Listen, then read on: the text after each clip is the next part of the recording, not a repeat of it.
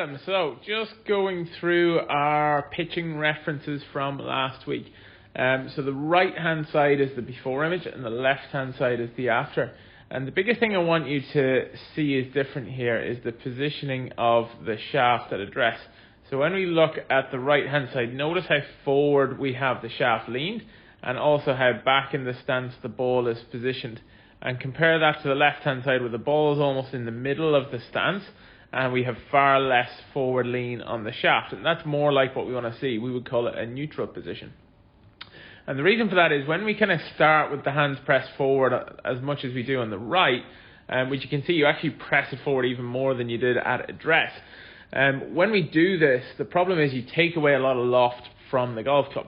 So as you take that away, you create a lot of hinge in the hands, and then you'll drive at the golf ball, and you can see here just how forward they are at impact. So your 56-degree wedge, let's say, all of a sudden becomes a 40-degree wedge. So you're now chipping with an 8-iron, and we don't have much loft on it.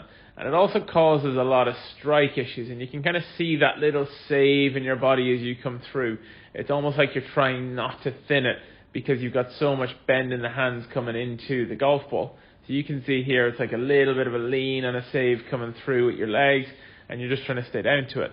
Left hand side, much steadier, so we can really use the body quite nicely here.